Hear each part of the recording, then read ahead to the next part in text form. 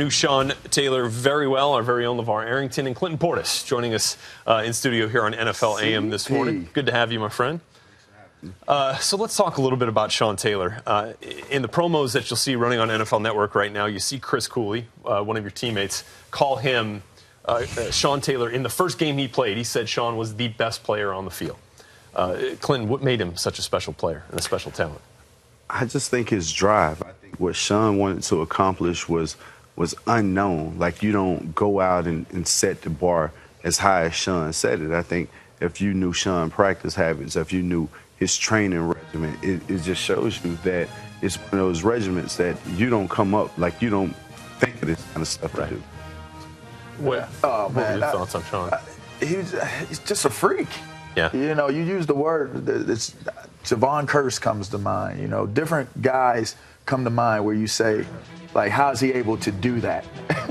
And Sean Taylor was just one of those guys. You know, I spend a lot of my time on the sideline watching during that time. So just to see the things that he was able to do on the field, man, you know, for me, selfishly, I was hoping that we'd have a whole lot of years together and be one of those, well, speaking of that, those dynamic duos. Where would he be? You know, if he could have continued and played out his career. I mean, we're talking one of the greatest ever. I think he was one of the greatest ever already. So really, it's not if he continues to play. I think for what we saw in the short period of time we saw it, he's already one of the greatest ever. Clinton, you mentioned a lot his drive and the things that pushed him to be the best on the field. But what about off the field? What do you remember most about Sean? Sean was real low key. Like, he was to himself. I think it would shock people to know his hobbies or what he was passionate about. You know, when you look at a guy that's so ferocious on the field, you wouldn't believe that Sean watched as much film as he watched, that what he was into. You know, video games, cooking, four-wheelers. Like, he created his own track out around his house to ride four-wheelers because they were doing construction. So I think just knowing Sean and how, you know, hype music before the game was T-Pain compared to everybody else listening to something to go in. Pastor Troy. Yeah, you know, I listened to Pastor Troy. So, well, that's you know, that's so funny that you mentioned that, because I think, you know, when people see guys on the field and see ferocious players like that, they don't realize that, you know, football doesn't necessarily define them. In your mind, I thought Sean was a good dude. You know, we had a lot of conversations. I can remember one time, probably one of the most vivid memories I had of him was I was leaving the facility, and he was walking home. He walked home a lot. And I picked him up off the, you know, get in the car, man.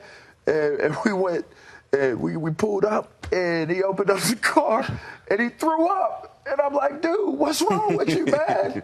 He looked at me. It's the first day of off-season workouts. Oh.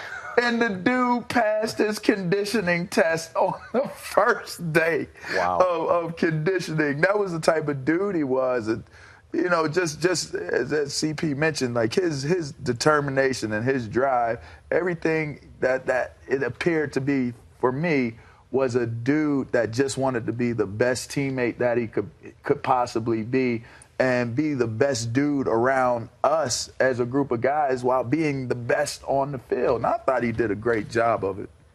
Take me back to that moment, you know, as painful as it was when you guys heard that it had happened, that he'd been shot, and that he died. What was the feeling, you know, there with the team? Well, I mean, all of those moments didn't happen at once. You know, I think just to go back to him getting shot when the news broke, you know, I was talking to Antrell Rose, sister is the first person that called me. Lex Rose was the person that alerted me of what had happened. And, you know, I was the first person to hear.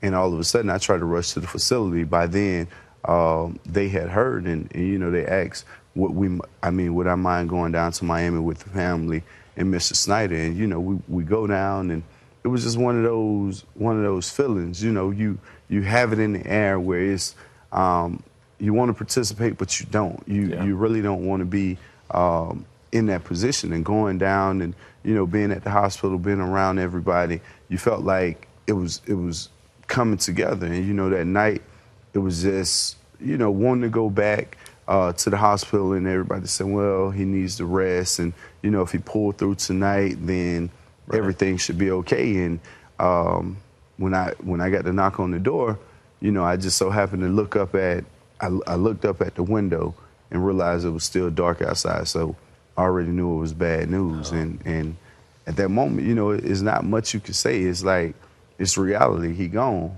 and you can't bring him back. I think so few of us get the opportunity to say, I love you, or I appreciate you, or I look up to you, or, you don't get the opportunity to pay homage or respect to people who make an impact in your life. And I think just looking at the daily from knowing Sean Taylor from that day on to where my life went from where I was at that moment in hearing of Sean's death to becoming a man or becoming the person that I am now, it's totally different. And I think a huge part should be paid to the respect and the homage of Sean. I think knowing him as a father, knowing him as a friend, just knowing Sean, period, it changes a lot, because the Sean Taylor that I knew at the time that I knew him, everybody didn't love him. And that's why he wasn't in the media. People perceived him the wrong way. And then all of a sudden,